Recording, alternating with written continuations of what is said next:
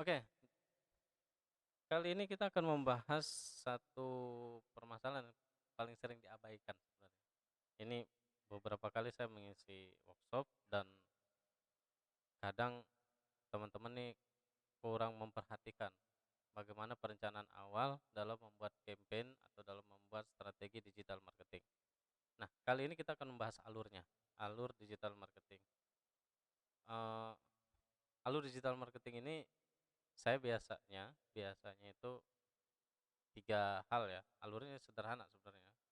Alur sederhana, ini saya nulis aja loh, bikin presentasi nggak sempet, jadi ini nulis saja ya.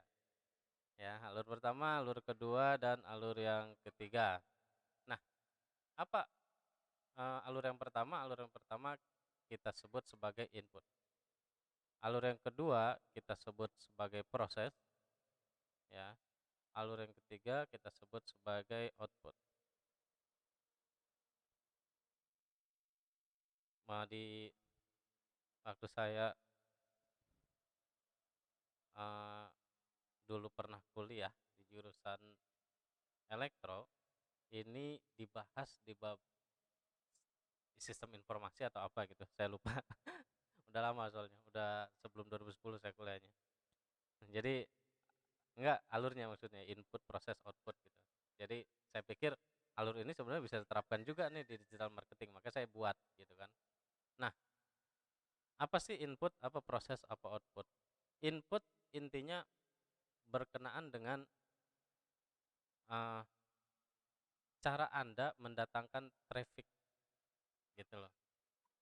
Iya dong, masa jualan nggak butuh traffic, ya kan? Mau di offline, mau di online, traffic itu penting. Kalau di offline Anda cari tempat, ya cari tempatnya yang rame lah, ya kan, yang trafficnya padat gitu. Jadi ada beberapa, saya tuh pernah jualan offline gini, pertama kalau jualan di offline itu cari traffic yang banyak orang ataupun kendaraan lalu lalang di jalan raya dan sebagainya. Yang kedua, itu adalah traffic lambat, bukan traffic cepat, ya, bukan traffic cepat, tapi traffic lambat. Nah itu kalau ya Anda yang main offline, Anda akan paham apa maksudnya traffic lambat, traffic yang cepat gitu loh. Jadi jalurnya jalur lambat, jalur cepat gitu. Itu, eee, berbeda ya, gitu. Dan baiknya di jalur lambat memang, kalau di offline. Nah, kalau di online sendiri gimana sih? Di digital marketing gimana sih, input itu apa? Input ya sama, cara mendatangkan traffic, tapi yang seperti apa dulu traffic-nya gitu kan. Nanti kita akan bahas satu persatu. Traffic-nya gimana sih cara dapetin input gitu loh, ya. Gimana sih cara cara kita menghasilkan traffic, karena kan di online itu bedanya gini loh, kalau di offline Anda taruh apa, Anda sewa toko di pinggir jalan atau beli toko di pinggir jalan yang dia traffic-nya pas gitu, traffic-nya rame, ya kemungkinan kemungkinan besar laku. Kalau sekali lagi itu kemungkinan, belum tentu laku, ya, tapi kemungkinan besar laku. Ya seperti itu, ya.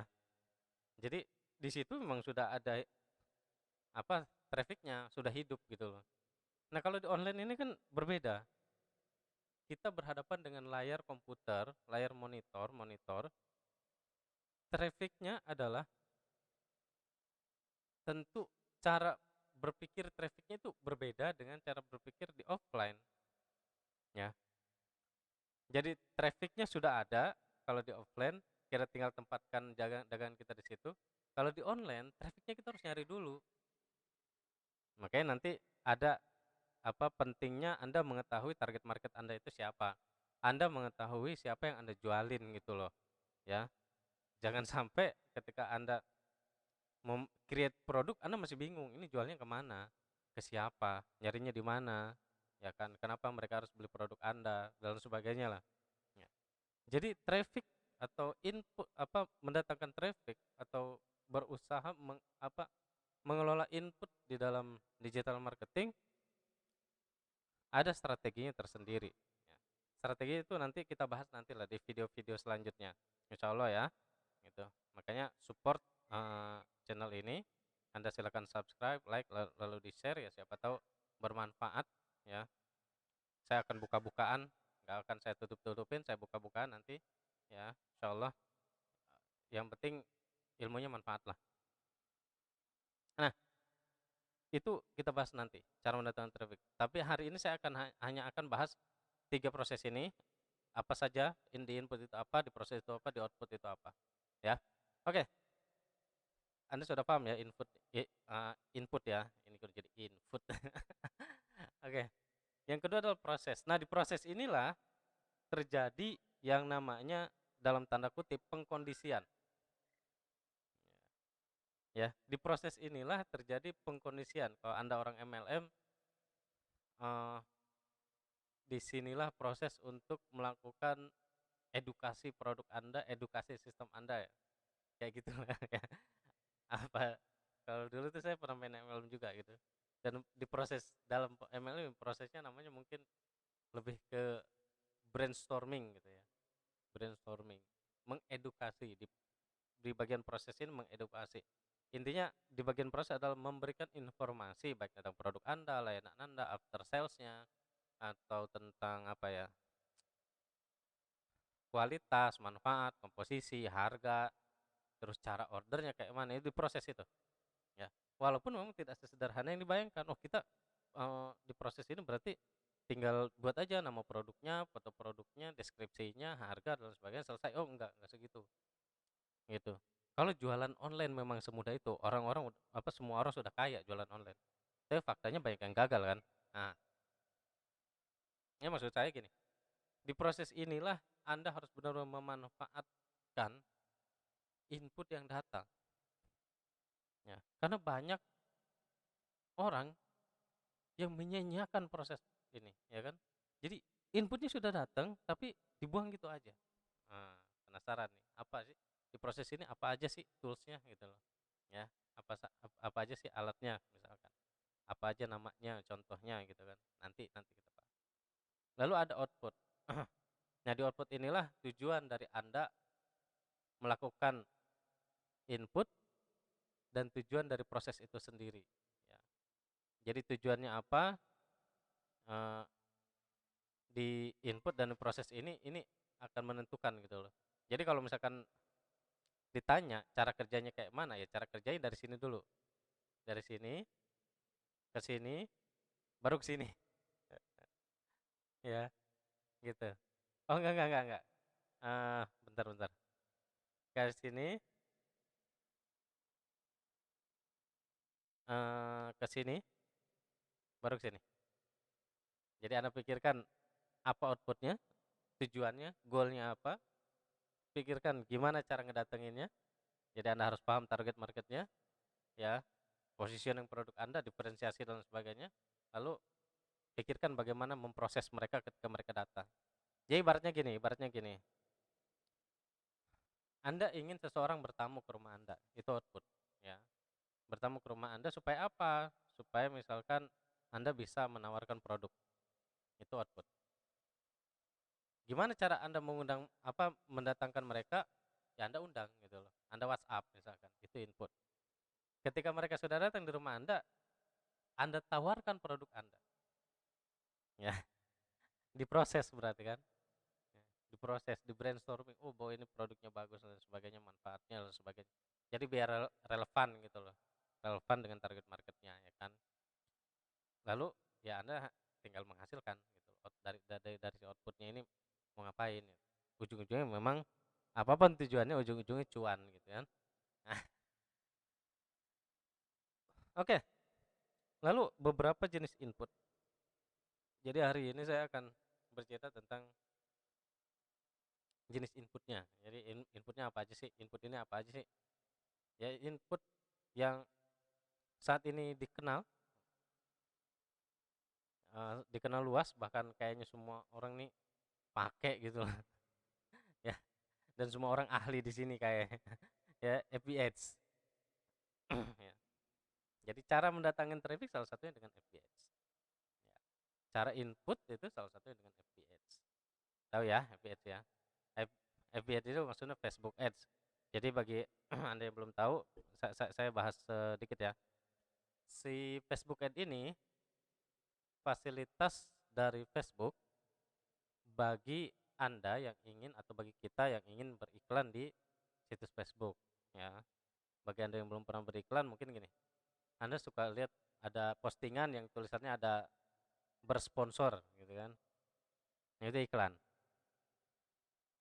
Anda pun bisa membuat seperti itu, bisa beriklan juga di Facebook Ad dan murah, murah sekali biayanya. Hanya mungkin strateginya sekarang lebih rumit. Kalau dulu tuh nggak rumit-rumit gitu Facebook Ad ya kan, strateginya nggak susah-susah, itu udah untung gitu. Kalau sekarang udah saingannya luar biasa ya. Jadi Facebook Ad adalah fasilitas dari si Facebook buat kita untuk beriklan di platform mereka di Facebook ya. Gitulah ya. Yang kedua kita kenal namanya Google Ads. Google Ads, oh semua jaringan Google lah.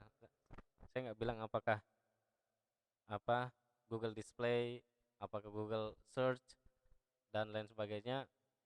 Ini semua yang saya maksud Google Ads itu semua platform periklanan di Google gitu loh. Ya, ini biar jelas ini yang mana nih? Semuanya gitu. Semuanya ya. Karena itu untuk mendatangkan traffic. Anda bisa beriklan di YouTube ya kan. Jadi kalau Anda lihat iklan itu, Anda juga bisa bikin tuh kayak gitu tuh. Anda punya produk apa nih? Ya kan, sambal apa sambal Mbah keturunan ketujuh misalkan nih. Ya, itu bisa diiklankan kalau Anda mau. Ya. Dan ini catatan aja. Beriklan di online itu murah. Serius murah. Murah banget gitu. Jadi bagi Anda yang punya usaha, jangan takut beriklan online. Karena beriklan online tuh Anda nggak akan rugi. Serius, Anda nggak akan rugi. Ya Allah, masa iya sih nggak rugi? Beneran. Kalaupun Anda gini. Pertama, kalaupun Anda nggak untung dalam hal uangnya, misalkan uang Anda keluarkan 500.000 tapi nggak kembali sama sekali, ya. Setelah ngiklan misalnya di Google atau di Facebook, minimal Anda dapat data. Serius, Anda tuh iklan online, jualan online harus akrab dengan data. Kalau misalkan nggak akrab dengan data, susah gitu ya. Anda mau ngomong kayak mana gitu, susah. Ya, harus mau akrab dengan data. Datanya kayak mana, baca. Oh, ternyata misalkan Anda tentuin target marketnya A, tapi setelah beriklan ternyata yang nyambut itu bukan yang A, tapi yang B. Jadi testing gitu loh. Ya, testing iklannya dilakukan testing. Jadi nanti kelihatan mana yang lebih antusias terhadap produk Anda. Nah, jadi Anda punya data, ya. Tapi memang ini jadi kayak gimana ya? Misalkan oh dananya juga buat iklan cuma ada sedikit, ya kan? Terus gimana Kang, ya kan? Ya udah, nanti kan ada traffic yang gratisan, ya kan? Ini saya kasih yang lain. Misalkan inputnya bisa dari eh, apa ya?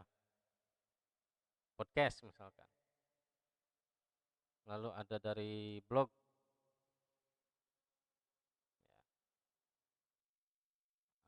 Enggak. Facebook pribadi,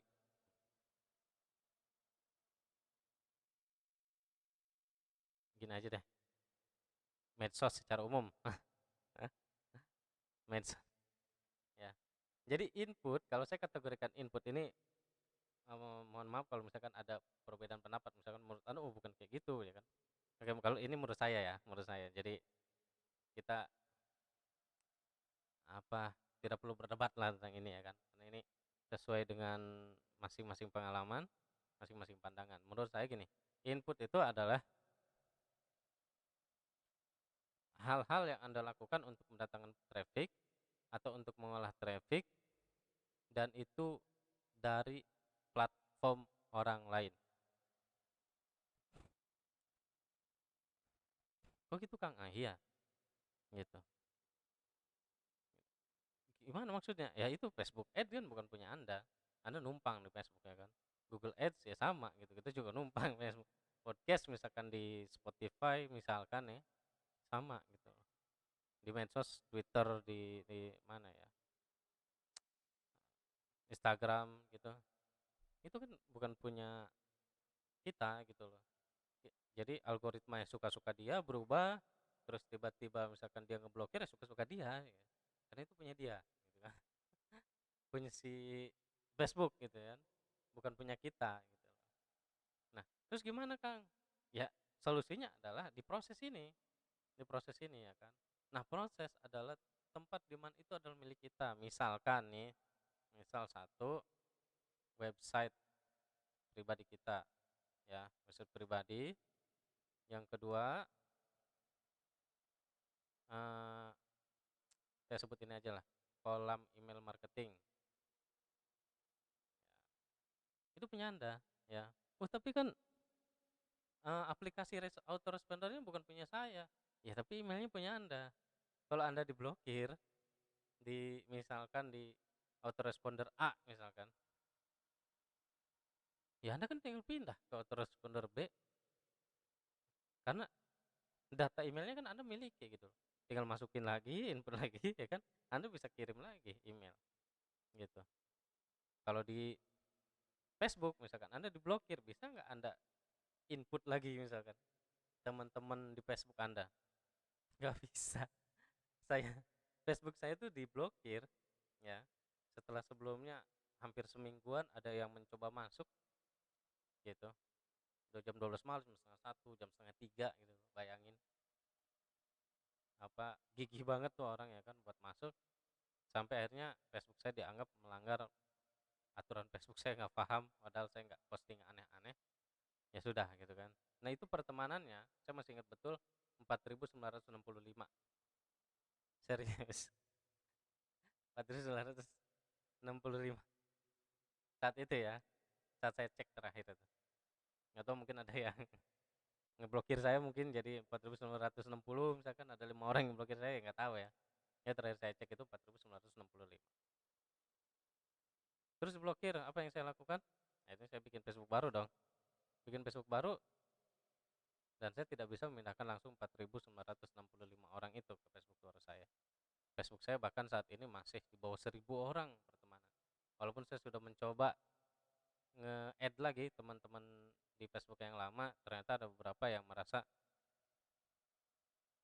loh kan kemarin katanya berteman, ini kok tiba-tiba mengajukan pertemanan lagi gitu. Jadi mereka nyangkanya saya nge-remove pertemanan gitu loh, ngehapus pertemanan sama mereka. Setelah saya jelasin ya mereka paham, akhirnya kok nge-confirm juga gitu. Walaupun ada beberapa teman-teman yang masih belum nge-confirm pertemanan, ya nggak apa-apa lah ya kan. Nah itu resiko di tempat orang lain gitu gitu. Facebook itu bukan punya kita. Walaupun wah akunnya punya saya, fotonya punya saya, ya nggak ada urusan gitu ya.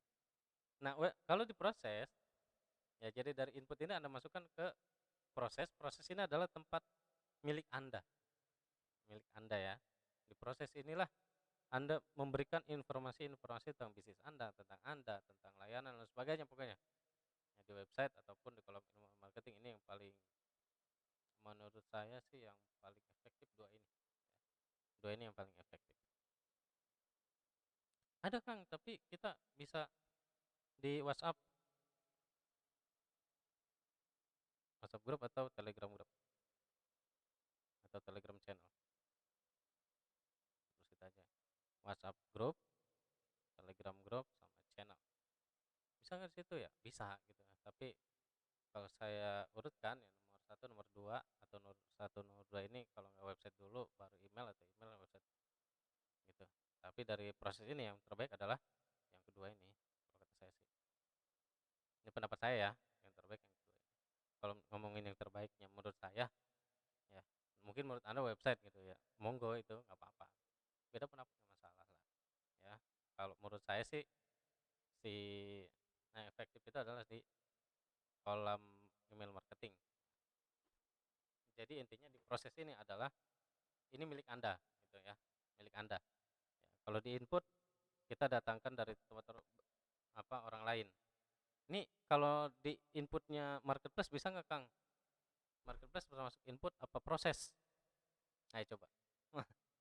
Marketplace, ya, tempat-tempat jualan gitu, itu input apa proses? Kalau menurut saya sih itu input, karena sama, itu kan kita numpang.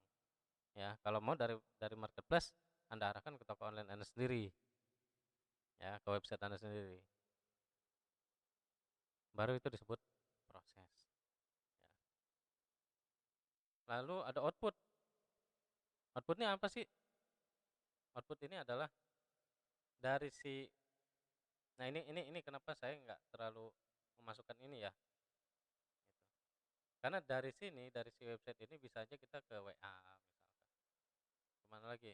Ke form. Jadi yang maksud output itu bukan masalah cuannya. Cuan itu di nomor sini gitu loh, cuan ya kan. Ya. Jadi apakah ke WA, apakah ke form, apakah ke apa tuh namanya? Misalkan dari sini, dari website bisa nggak ke email marketing? Ya bisa gitu loh. Berarti Anda double nih. Bagus banget ya. Bagus banget udah websitenya jalan, email marketingnya juga jalan. Jadi WA, form ataupun tempat-tempat lain misalkan kayak Telegram channel Anda gitu kan. Gitu. Jadi kayak gitu lah. Jadi ya ujung-ujungnya ini semua ujung-ujungnya cuan tadi gitu. Ya, menghasilkan gitu loh untuk. Apa pentingnya sih mempelajari ini?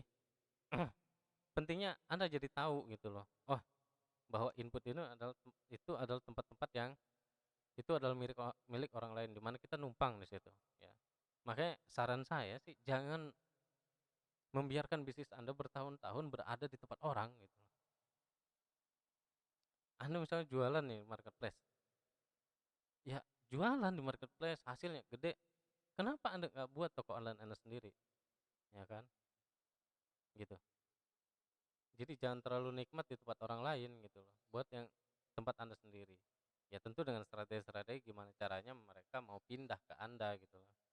Ya dan itu panjang, nanti kita bahas di video nanti lah ya. Ingetin saya nanti. Nanti ingetin saya, ya, siapa tahu nanti kita bahas itu. Ya. Jadi jangan gini, teman-teman ada teman-teman saya yang saking ngefans banget gitu sama kehebatan Facebook Ads sampai ya udah gitu loh, dia cuma bikin landing page Facebook Ad gitu. Jadi kalau misal butuh apa-apa ya terus saya dulu kayak gitu tuh. Facebook Ad ya udah ngiklan gitu kan. Udah jualan aja gitu as usually gitu. Nggak usah ribet-ribet. Ah iya sih betul ya kan. Ujung-ujung emang cuan juga. Cuma bedanya nanti bisnis Anda gini-gini. Dalam bisnis kita memang harus ambil resiko. Ya. Nggak ada bisnis yang nggak beresiko tuh nggak ada ya. Omong kosong kalau bisnis nggak ada resikonya. Ya. Bahkan Anda nggak bisnis pun ada resikonya gitu loh. Ya, jadi memang beresiko. Tapi sebagai seorang pebisnis atau pengusaha, ya kita harus paham ya gimana caranya meminimalisir resiko. Gimana caranya meminimalisir biaya, ya. Gimana caranya lebih dekat dengan customer kita, lebih dekat dengan calon customer kita, gimana caranya lebih dekat dengan target market kita. Nah, itu. Kalau kita cuma egois misalkan datang kayak kita jualan offline, misalkan kita jualan duku misalkan pinggir jalan ya kan, saya nggak bilang kalau ini jelek gitu loh ya, tapi ini yang berlaku di offline gitu maksudnya. Kita jualan tahu bulat misalkan atau duku, kita pergi kita tawarin gitu kan, ya cuma gitu doang gitu loh ya. Sekali lagi kalau di offline Anda tinggal lihat trafficnya aja gitu loh, padat nggak di situ perumahannya, cocok nggak sama pasar kita gitu loh, ya gitu loh. Jadi kalau kalau di online kita berhadapan dengan satu layar dan kita harus berusaha mendatangkan mereka ke tempat kita. Dan ini lumayan effortnya memang, ya. Tapi kalau misalkan kita terus-terusan numpang di tempat orang lain, ya kita terancam diusir, gitu, ya. Ya kalau misalkan misalkan kalau di offline tuh analoginya Anda nyewa tempat udah rame bener, Anda nggak berpikir untuk segera punya tempat sendiri. Ya. Akhirnya setelah Anda diusir misalkan dari tempat itu, tidak boleh memperpanjang sewa, Anda bingung, "Waduh kemana nih?" Ya kan, panik gitu, ya. Jangan kayak gitulah. Ya, jadi saran saya buat teman-teman nih, ya, ini mah saran dari teman ke teman ya kan. Ketika bisnis Anda sudah mulai, bangkit, ketika bisnis Anda sudah mulai banyak pembeli, banyak yang percaya, trust-nya sudah mulai terbangun, mulai build apa apa, build sendiri di sini, membangun membangun tempat Anda sendiri, sehingga lebih enak prosesnya, seperti itu. Itu kenapa sebenarnya marketplace itu saya masukkan di input karena itu masih punya orang lain.